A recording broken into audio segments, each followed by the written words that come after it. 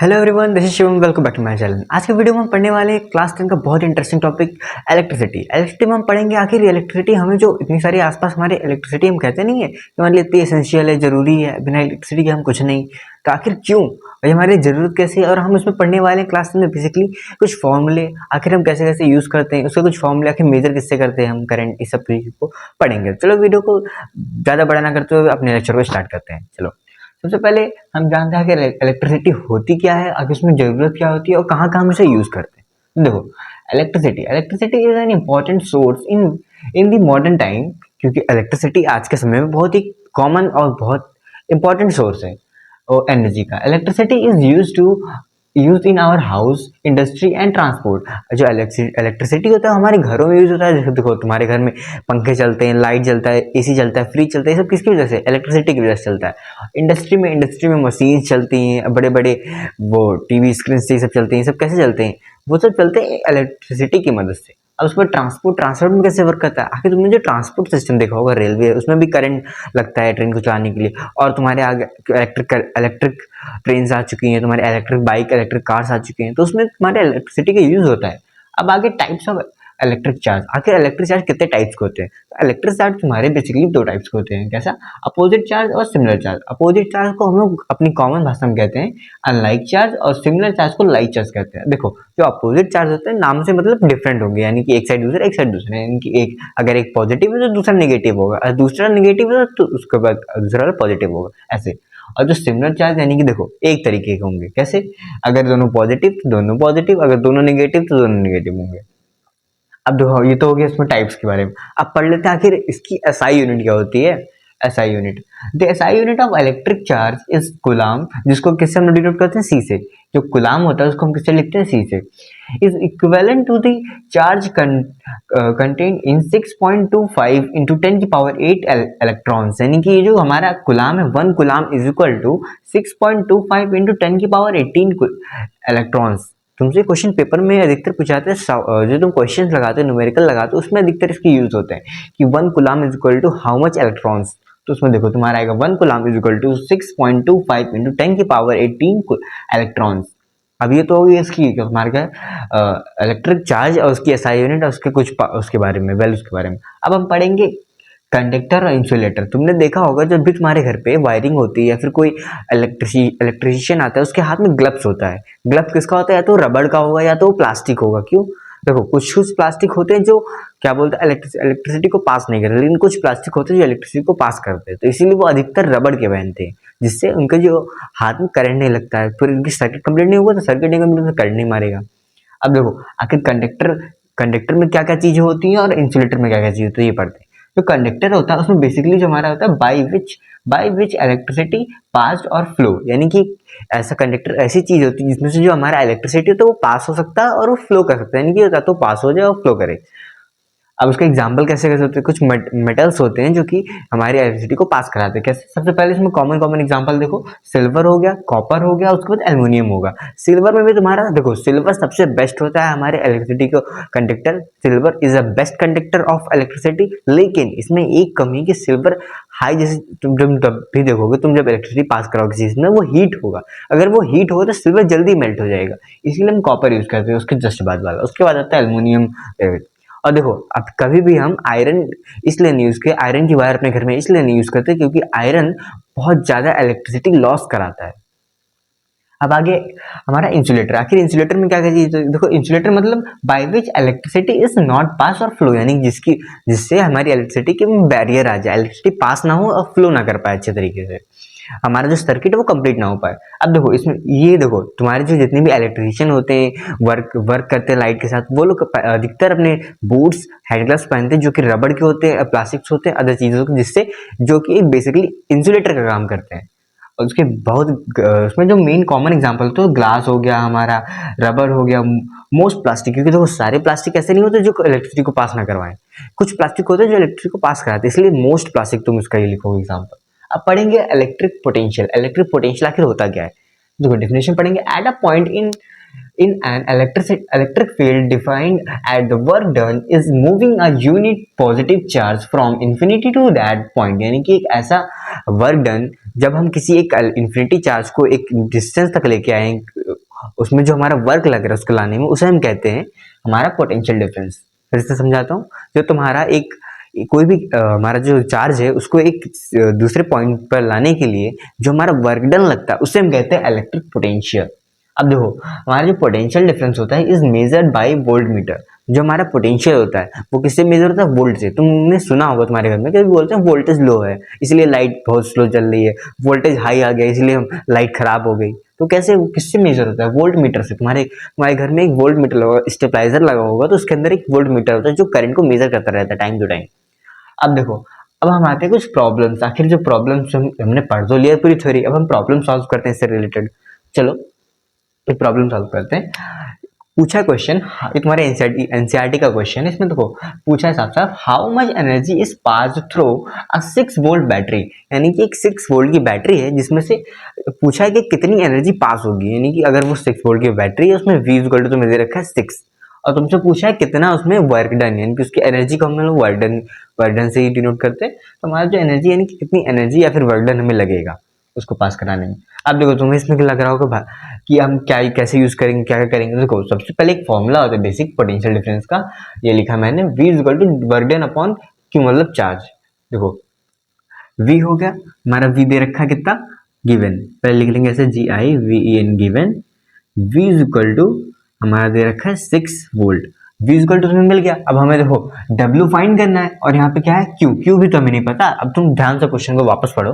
How much energy is pass through a 6 volt battery, यानी कि एक 6 वोल्ट की बैटरी से एक ही समय पे, यानी कि देखो ये तो नहीं कह रहा मल्टीपल टाइम अलग अलग टाइम पे, ये पूछा है एक ही, जो हम पूछ रहे हैं एक टाइम पे 6 वोल्ट की बैटरी से कितना एनर्जी प्रोड्यूस होगा। तो देखो एक टाइम यानी कि C इक्वल टू यहाँ पे क्या दे रखा है 1।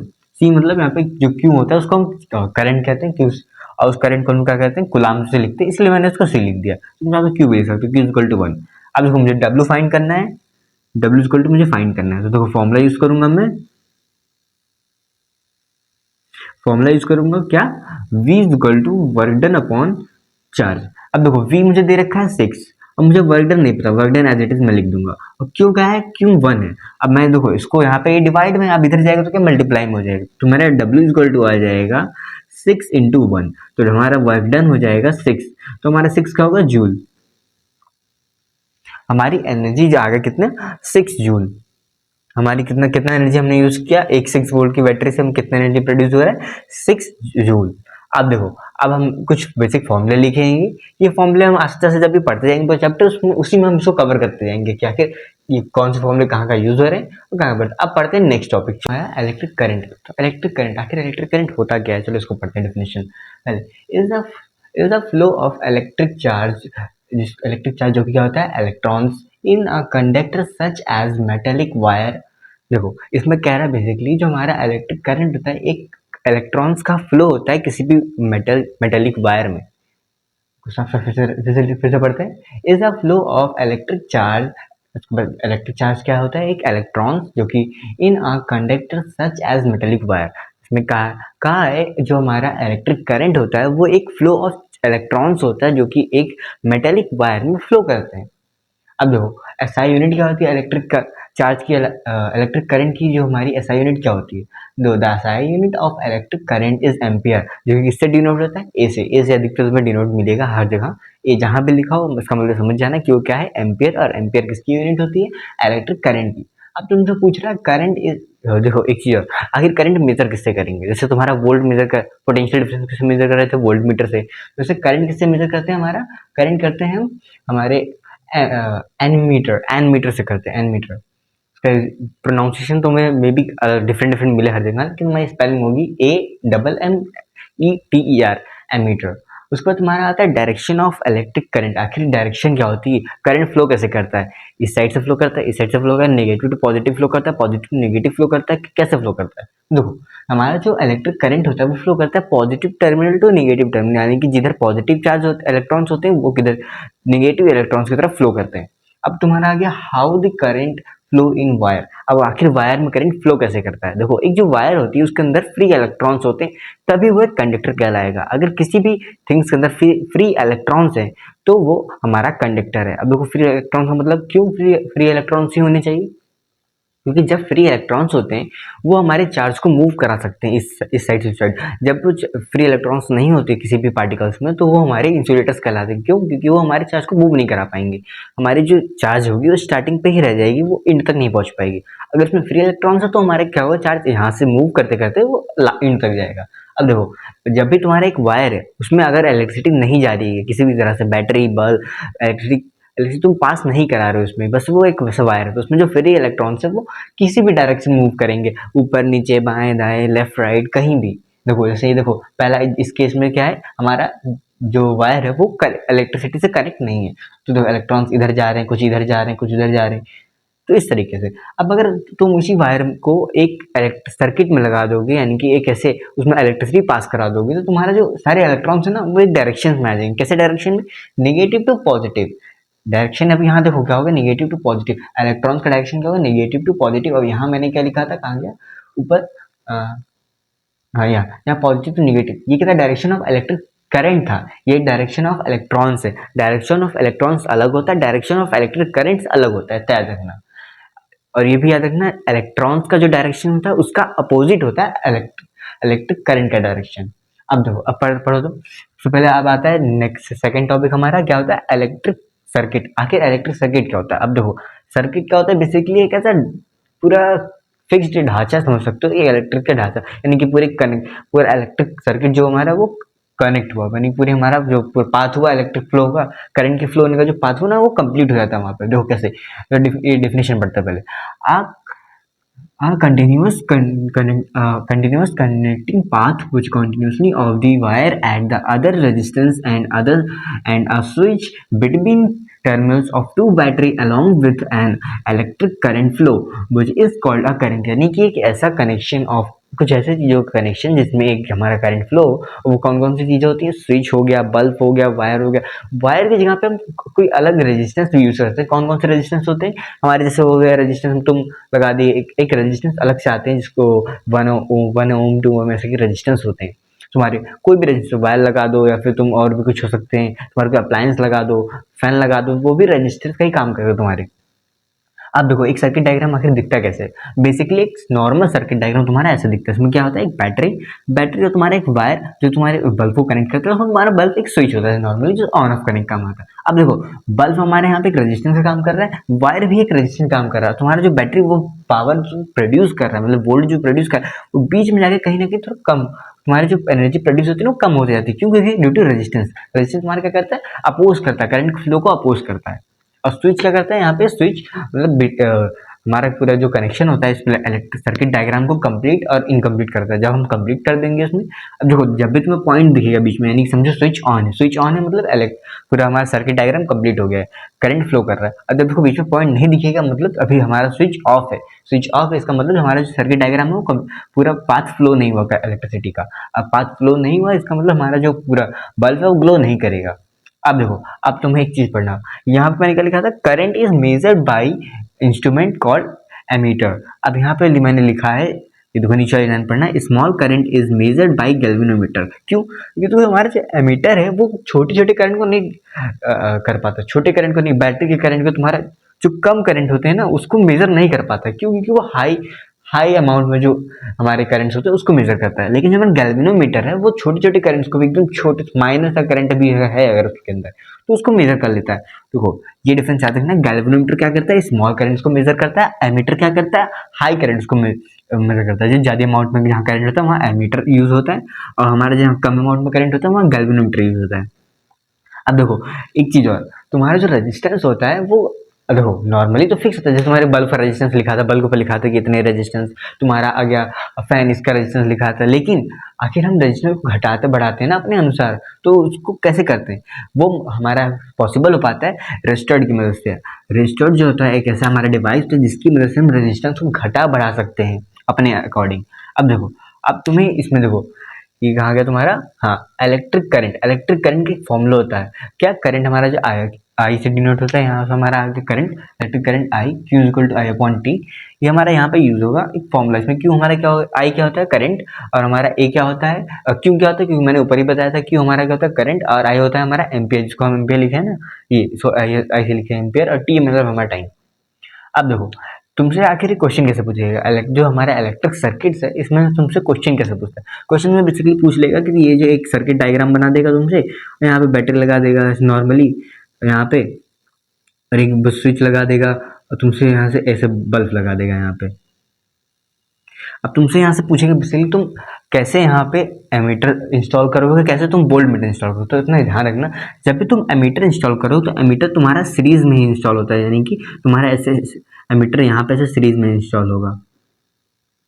अब तुमसे पूछ ले कि वोल्ट मीटर किसमें इंस्टॉल होगा। वोल्ट मीटर हमेशा पैरेलल, जो भी रेजिस्टेंस होता है हमारा उसके, या रेजिस्टेंस अप्लायंस जो भी होता है उसके पैरेलल यूज होता है, ताकि वो हमारा वोल्ट डिटेक्ट कर पाए। तो वोल्ट मीटर हमारा ऐसे कुछ होगा,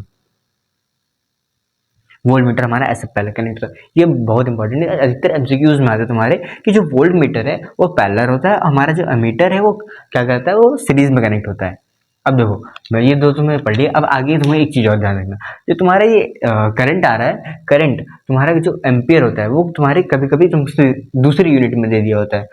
तो तुम्हारे कभी दिया था 1 MA, यानी कि 1 मिली, क्या बोलते हैं 1 मिनट, मिनट या फिर मिलियन ऐसे कुछ होता है, वो उसमें तुम्हें दिया जाता है। मे भी मुझे ध्यान नहीं है उसको, तुम्हें चेंज कर देता है, तुम्हें याद रखना पड़ेगा कि 1 MA is equal to 10⁻³ ampere होता है, और 1 UA is equal to 10⁻⁶ ampere होता है। इसको तुम्हें याद रखना है, तुम्हारे क्वेश्चन लगा, तुम जब क्वेश्चन लगाओगे तुम्हें चेंज करने को आएगा, तुम्हारे मदद करता है हेल्प में।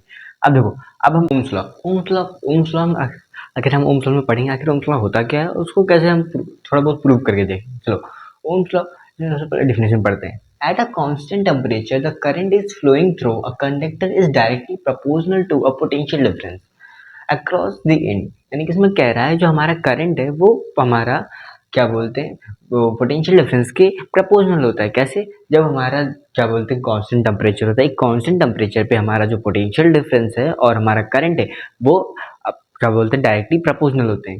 देखो I is directly proportional to V। अब देखो हम प्रपोजनल का सिंबल हटाएंगे, प्रपोजनल का सिंबल हटाएंगे तो एक कांस्टेंट वैल्यू हमें लानी पड़ती है। ये तुम 11 में पढ़ोगे, लेकिन अभी तुम इतना जानो कि जब प्रपोजनल का सिंबल हटता है तो एक कांस्टेंट आता है। अब देखो प्रपोजनल का सिंबल हटाया हमने तो कांस्टेंट क्या है, R। आर जो है, आर क्या होता है, कांस्टेंट जो कि रेजिस्टेंस। मैंने तुम्हें बताया था आर एक कांस्टेंट होता है जो कि क्या होता है, वैरी नहीं करता, वो वैरी करता है केवल इंस्ट्रूमेंट पे, अगर इंस्ट्रूमेंट का रेजिस्टेंस कितना था वो, लेकिन पर्टिकुलरली वो फिक्स कांस्टेंट होता है। अब देखो तुमने ये ले लिया V equal to I R, तुम्हारा ओम्स लॉ क्या होता है, V equal to I R. अब देखो तुम्हें इसमें एक प्रॉब्लम से सॉल्व करते हैं, चलो तुम्हारा डाउट क्लियर होगा।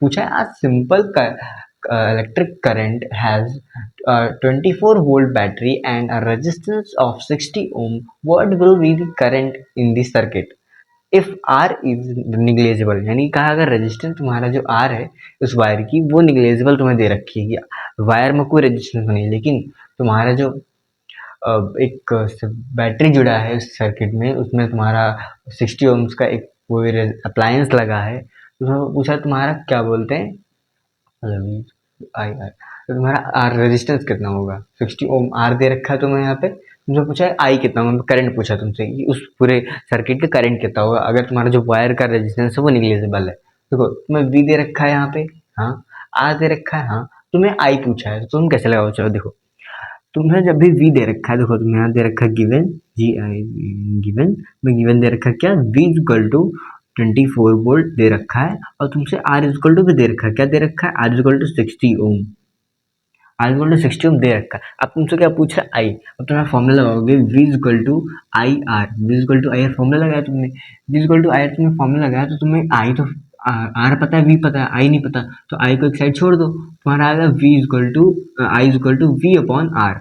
अब तुमसे क्या पूछा है, आई की वैल्यू फाइंड करनी है, तो वैल्यू पुट कर दो यहाँ पे, आई तो वी तुम्हारा क्या दे रखा है यहाँ पे 24, तो 24 पुट कर दो, नीचे तुम्हारा आर क्या दे रखा है 60। अब जब तुम इसे सॉल्व करोगे तुम्हारा आई इक्वल टू आ जाएगा कट पिट के, देखो हाँ आई इक्वल टू आ जाएगा कट पिट के 0.4 एम्पियर, 0.4 एम्पियर, ये तुम्हारा आई आ गया।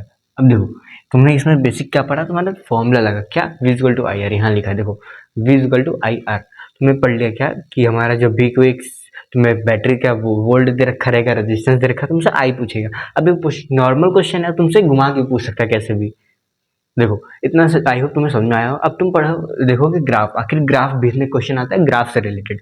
ऐसा वी आई ग्राफ तुमसे पूछेगा, वी आई ग्राफ आखिर स्ट्रेट होता है तो स्ट्रेट में क्या डिफाइन क्या बताता है वी आई ग्राफ, स्ट्रेट होता है क्या प्रूव होता है उससे। देखो वी आई ग्राफ जो होता है हमेशा वो स्ट्रेट लाइन होती है, क्यों कि वी इज डायरेक्टली प्रोपोर्शनल। जब वी डायरेक्टली प्रोपोर्शनल तो हमारा जो वी और आई दोनों एक दूसरे के इक्वल हो गए। जब वी इज डायरेक्टली प्रोपोर्शनल, अगर ये बढ़ेगा तो ये भी बढ़ेगा।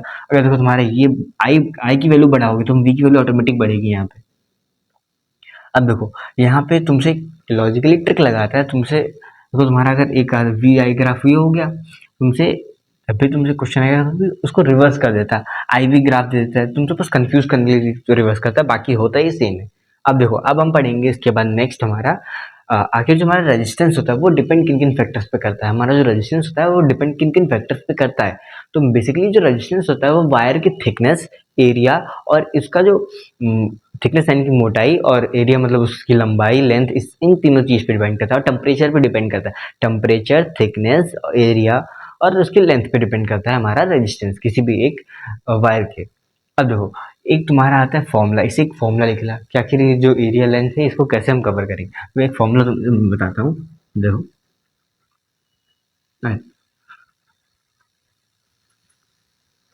ये देखो।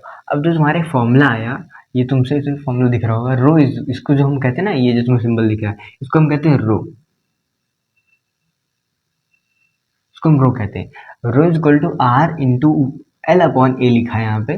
जो हमारा रो होता है वो रेजिस्टेंस इंटू एल मतलब लेंथ ऑफ वायर, ए मतलब एरिया ऑफ वायर, इस पे डिपेंड करता है। अब इसमें तुम्हें बेसिकली क्या रहता है कि तुम्हें रो मतलब एक ऐसा कांस्टेंट रेजिस्टेंस निकालना पड़ता है जो कि फिक्स होता है वो हर चीज के लिए। अब देखो तुमसे ये भी पूछ लिया रो का, तुमसे एक फॉर्मूला बेसिकली सिंपल से तुमसे क्वेश्चन में लगा तुम्हें एक्सप्लेन करने के लिए लगवाता हूँ। अगर तुम्हें रो फाइंड करना है और तुम्हें आर दे रखा है, एल दे रखा है, ए दे रखा है, तो तुम डायरेक्टली इसे लगाओगे, रो की वैल्यू आर की वैल्यू पुट करोगे, एल की वैल्यू पुट करोगे और नीचे ए की वैल्यू, ए की वैल्यू तुम्हारा क्या, ए एक सर्कल हो क्योंकि वायर देखो तुम्हारा सर्कल में होता है बेसिकली। तुम यहाँ पे ए का फॉर्मूला लगाओगे पाई आर स्क्वायर, ये तुम लगा दोगे और तुम्हें बेसिकली आ जाएगा, हाँ बेसिकली तुम्हारा आंसर आ जाएगा रो इज इक्वल टू। और देखो रो की जो तुम्हारा यूनिट होता है, रो की जो एसआई यूनिट से निकलती है वो आता है metre, metre, metre square, metre square, ohm metre square, ohm metre square आता है। नहीं नहीं सॉरी सॉरी, ओम मीटर आता है। जो रो की एसआई यूनिट आती है वो ओम मीटर होती है, इसको लिखते हैं हम ऐसे, ओम को ऐसे लिखते हैं ओम मीटर। रो की जो हमारा एसआई यूनिट आता है वो ओम मीटर आता है। अब देखो अब तुम्हारा आता है ये जो कनेक्शन, आखिर जो रेजिस्टेंस होता है वो कैसे कैसे कनेक्ट होता है। जो रेजिस्टेंस तुम्हारा होता है बेसिकली दो तरीके से कनेक्ट होता है, एक होता है पैरेलल कनेक्शन, एक होता है सीरीज कनेक्शन। रेजिस्टेंस जैसे मान लो ये एक फर्स्ट रेजिस्टेंस है, आर वन है तुम्हारा, ये आर वन है और तुम्हारा आर टू है, ऐसे तुम्हारे रेजिस्टेंस दे रखे। अब पहले एक किसको दोनों को जोड़ के देखते हैं। पहले तो मान लो ये तुम्हारा आर वन है, ये ऐसे कनेक्ट हुआ है, ऐसे किसी में कनेक्ट हुआ, यहाँ आर वन है और यहाँ पे तुम्हारा आर टू है, ये ऐसे कनेक्ट हो गया। अब देखो अभी क्या कनेक्शन है, पहला कनेक्शन है। पहला कनेक्शन में क्या होता है बेसिकली तुम्हारा करंट जो है वो डिवाइड हो जाता है, करंट डिवाइड होता है। पहला कनेक्शन में करंट डिवाइड होता है लेकिन तुम्हारा जो वोल्ट होता है वो सेम होता है। अब देखो अब तुम्हारा हो गया कितना हो गया पहला कनेक्शन। अब तुम सीरीज कनेक्शन, सीरीज कनेक्शन कैसे होता है, मान लो ये ऐसे यहाँ आर वन लगा, ऐसे फिर यहाँ पे आर टू लगा और ऐसे डॉट, ऐसे मान लो यहाँ आर थ्री लगा, ऐसे लगते जाएगा तुम्हारा। इसमें क्या होता है, इसमें तुम्हारा क्या होता है, इसमें तुम्हारा v की वैल्यू सेम होती है, v सेम होता है, इसमें v सेम होता है और तुम्हारा i डिफरेंट होता है, i डिफरेंट होता है। इसमें v सेम, पैरेलल कनेक्शन में हमेशा v सेम रहेगा, तुम्हारा वोल्टेज सेम रहेगा और i जो है तुम्हारा करंट है वो मतलब कम बढ़ जाएगा दोनों में। लेकिन जो तुम्हारा सीरीज कनेक्शन होता है उसमें i सेम रहेगा, सबके लिए करंट सेम रहेगा, लेकिन जो वोल्ट की वैल्यू वो सब में कम होती जाएगी, आस्ते पहले वाले ज़्यादा मिलेगा, दूसरे वाले उससे कम, तीसरे वाले उससे कम, ऐसा हो जाएगा। यहाँ पे तुम्हारा v डिफरेंट होता है और तुम्हारा i सेम होता है यहाँ पे। अब देखो अब तुम इसमें एक छोटी सी क्लू पा गए होगे कि तुम्हारा जो पहला कनेक्शन उसमें वी सेम होता है और तुम्हारे घर को हमेशा वोल्टेज इक्वल चाहिए हर अप्लायंस को, तो तुम्हारे घर में भी पहला कनेक्शन ही होता है। क्यों, क्योंकि तुम्हारे घर को तुम्हारे टीवी, फ्रिज, कूलर जितने भी लगे हैं उसको हर हर एक को 220 वोल्ट चाहिए रहता है। क्यों, क्योंकि उस ये तो एक बेसिक नीड है सबकी, तो उसके लिए तुम्हारे घर पे पहला कनेक्शन कराया जाता है। क्यों, और एक मेन फायदा होता है कि तुम्हारे घर पे अगर कोई भी अप्लायंस खराब हो जाए, मान लो तुम्हारा ये R1 रेजिस्टेंस खराब हो गया, अब R1 खराब हो गया लेकिन तुम्हारा ये R2 तो सही है ना, तुम्हारी R2 चलेगा, तुम्हारा R2 चलेगा, लेकिन मान लो जैसे तुम्हारा टीवी खराब हो गया, तो तुम्हारा टीवी खराब होने के बाद तुम्हारे फ्रिज कूलर जितनी बाकी अप्लायंस वो चलेंगे तुम्हारे घर पे। लेकिन अगर तुम्हारा सीरीज कनेक्शन घर पे है और तुम्हारा मान लो ये R1 तुम्हारा टीवी और तुम्हारा टीवी खराब हो गया, तो तुम्हारे जो फ्रिज कूलर वो सब भी बंद हो जाएंगे, वो ऑटोमेटिक बंद हो जाएंगे, क्योंकि बीच में कनेक्शन ही खराब हो गया ना, बीच में सर्किट कंप्लीट नहीं हो पाएगी। और यहाँ पे सर्किट कंप्लीट हो जाएगी, लेकिन तुम्हारा एक अप्लायंस खराब होगा तो तुम्हारे बाकी अप्लायंस पे कोई फर्क नहीं पड़ेगा, इसलिए तुम्हारे घर पे हमेशा पहला कनेक्शन करवाया जाता है। अब देखो, अब आते हैं पावर। आखिर तुम्हारा कनेक्शन हो गया, रेजिस्टेंस हो गया, कनेक्शन कैसे होता है ये हो गया। अब इसका एक फॉर्मूला होता है, हाँ बेसिक जो हमारा रेजिस्टेंस होता है, इसके फॉर्मूला होता है कि हम रेजिस्टेंस निकालेंगे कैसे, इक्विवेलेंट रेजिस्टेंस, ताकि अगर ये इतना रेजिस्टेंस ये इतना रेजिस्टेंस, मान लो 4 ओम है 3 ओम है, उसको निकालेंगे कैसे। मान लो R1 इक्वल टू हमें 6 दे रखा है, R2 इक्वल टू 6 दे रखा है। अब तुमसे पूछा है इसका इक्विवेलेंट रेजिस्टेंस निकालो। अगर ये पैरेलल में कनेक्ट है तो इसका एक फॉर्मूला होता है 1 upon RP is equal to, यानी कि 1 अपॉन जो रेजिस्टेंस पैरेलल में उसको हम निकालने जाएंगे तो 1 upon R1 plus 1 upon R2 plus 1 upon R3 ऐसे करके मैंने लिखा है। RP is equal to 1 upon R1 1 upon R2 ऐसे करके जोड़ देंगे। उसको देखो बेसिकली वहाँ पे क्या है, 1 upon R is equal to यहाँ पे 1 अपॉन 6 है R1 प्लस 1 अपॉन 6 है, तो 6 का तुम जब एलसीएम लोगे तो आ जाएगा 6 कॉमन, नीचे एलसीएम लोगे 6 आएगा, ऊपर क्या आ जाएगा 2। अब देखो आएगा 2 1 2 3 जा 6, तुम्हारा आएगा 1/3। लेकिन किसकी वैल्यू है ये, 1/r की वैल्यू है। तुमसे r की वैल्यू पूछी, तो r की वैल्यू तुम्हारा आ जाएगा, रेसिप्रोकल कर लो, r इज इक्वल टू 3 ओम आ जाएगा तुम्हारा। तो यानी कि जब तुम्हारा पैरेलल में कनेक्शन है तो इसका जो इक्विवेलेंट रेजिस्टेंस आ रहा है क्या आ रहा है, 3 ओम। अब यही अगर मान लो तुम्हारा ये जो है वो सीरीज में कनेक्ट है, सीरीज में, यही मान लो अगर सीरीज में कनेक्ट है तुम्हारा, पहला यहाँ से यहाँ कनेक्ट है, यहाँ से यहाँ तुम्हारा 6 ओम लगा है, यहाँ से यहाँ फिर वापस 6 ओम लगा है, ऐसे 6 ओम तुम्हारे लगे हैं 3 बार, 6 ओम लगा है, ऐसे तुम्हारा कनेक्ट है। तो तुम्हारा जब तुम इसका इक्विवेलेंट रेजिस्टेंस निकालो तुम्हारा आएगा, देखो इसका फॉर्मूला होता है R is equal to R S equal to, यानी कि जब रेजिस्टेंस सीरीज में कनेक्ट है उसका जो इक्विवेलेंट रेजिस्टेंस होता है वो होता है 6 प्लस 6 यानी कि 6 6 अच्छा 12 18, तुम्हारा आएगा 18, 18 तुम्हारा 18 आएगा इक्विवेलेंट रेजिस्टेंस। अगर तुम्हारा जो 18 इक्विवेलेंट रेजिस्टेंस आ गया, अब देखो तुमने जो सीरीज और उसमें कॉम्बिनेशन में तुम्हारा जो सीरीज में जब भी तुम्हारा इक्विवेलेंट रेजिस्टेंस आएगा तुम प्लस कर दोगे डायरेक्ट, लेकिन जब भी तुम्हारा पैरेलल में होगा तुम जब उसको प्लस करो तुम्हारा उसको रेसिप्रोकल करना पड़ेगा, तब जाके तुम्हारा इक्विवेलेंट रेजिस्टेंस आएगा। अब तुम पढ़ते हो पावर। आखिर पावर क्या होता है, जो पावर हमारा होता है बेसिकली तुमने 9th में पढ़ा होगा, जो पावर होता है उसमें हमारा आता है ऐसा वर्क डन कि हम कितना पावर कर पाते हैं, कभी भी जो हम वर्क करते हैं उसमें हमारा कितना पावर लगता है, और पावर का सिंपल फॉर्म होता है वर्क डन अपॉन टाइम, यानी कि किसी भी काम को हम कितने टाइम पे कर रहे हैं वो हमारा पावर कहलाता है। अब इस केस में तुम्हारा पावर क्या होगा, इस केस में पावर हमारा होता है एक हमारा जो वर्क डन, जो हमारी जो इलेक्ट्रिसिटी पास होती है एक पर्टिकुलर टाइम में, जितना जो डिस्टेंस कवर करती है, जितना वर्क कवर करती है, उसको हम कहते हैं पावर।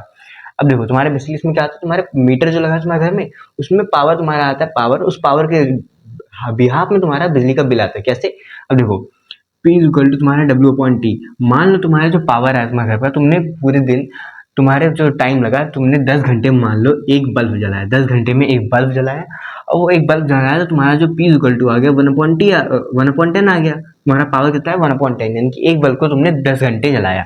अब तुमने 10 घंटे जलाया, अब तुमने जब इसका R निकालोगे, यानी कि तुम इसका जब रेट यानी कि रेट निकालोगे, रेट मान लो अगर तुम्हारा एक 1 पावर तुम्हारा ले रहा है 10, तो मान लो अगर तुमने 10 रुपये प्रति वाट है, तुम उसको जब वाट में चेंज करोगे इंटू 1000 कर दोगे, वाट में चेंज करोगे तो तुम्हारा ये आ जाएगा पावर में। और जब इसको तुम रुपीज़ में चेंज करो तुम्हारा ऐसे पर्टिकुलर इसमें आ जाएगा, मान लो तुमने एक 10 घंटे तो 1000 आ जाएगा, 1000 रुपीज़ तुम्हारी बिजली का बिल ऐसे आता है। अब देखो अब सेकंड फॉर्मूला आता है वी को, पावर के 3 फॉर्मूले होते हैं बेसिकली, क्या होता है P equal to W upon T, जो कि बेसिक फॉर्मूला हो गया। अब आता है P equal to V into T I, P equal to V into I, यानी कि V हो गया हमारा पोटेंशियल डिफरेंस, I होगा करंट। यानी कि जब भी तुम्हें पावर निकालना हो लेकिन तुम्हें ना ही W दे रखा है ना ही T दे रखा है, तब तुम कैसे निकालो, तब तुम्हें निकालने के लिए बेसिकली उसमें क्लू दिया रहेगा, तुम्हें V और I फाइंड करना पड़ेगा, V और I फाइंड करने का। और तीसरा फॉर्मूला होता है इसका P equal to V square upon R, यानी कि जब भी तुम्हें R दे रखा है और तुम्हें उसमें V पूछ लिया P पूछ लिया ऐसे तुम्हें पूछ लिया, तो तुम्हारा इसमें फॉर्मूला होता है P equal to V square upon R, और लास्ट फॉर्मूला आता है P equal to I square upon R. अब तुमसे जब I की वैल्यू पूछनी है, इसमें करंट पूछा लेकिन इसमें रेजिस्टेंस दे रखा है, तब तुम्हें P कैसे निकालो, तब तुम्हें यूज करना पड़ेगा P equal to I square और आर। अब देखो अब इसमें बेसिकली तुम्हारे मैंने जितने भी अभी तक फॉर्मूले बताए, जितने भी मैंने थ्योरी बताई, वो सारी थ्योरी तुम्हारे एनसीईआरटी से रिलेटेड थी, और सारी जितनी भी मैंने न्यूमेरिकल लगाए वो बेसिक न्यूमेरिकल थे जिससे तुम्हारे जो डाउट्स है वो क्लियर हो गया। लेकिन अगर तुम्हें उससे प्रैक्टिस करनी है तुम एसचान की बुक ले सकते हो, और भी अदर बुक होती है ओसवाल की, वो लेके तुम प्रैक्टिस कर सकते हो, और अपने जो भी डाउट्स तुम्हारे आए हैं वो कमेंट करो ताकि मैं उसमें पढूं और उस पर रिप्लाई करूं और तुम्हें समझाने की अच्छी तरीके से कोशिश करूं। आई होप ये वीडियो तुम्हें इन्फॉर्मेटिव लगी हो, और कुछ भी अगर इसमें इन्फॉर्मेटिव और अच्छा लगा हो तो इस वीडियो को लाइक करो ताकि और लोगों तक ये पहुंच पाए। और बने रहो ऐसे हमारे चैनल के साथ, पढ़ते रहो, हंसते रहो, खेलते रहो, और ऐसे ही आते रहो हमारे वीडियो में।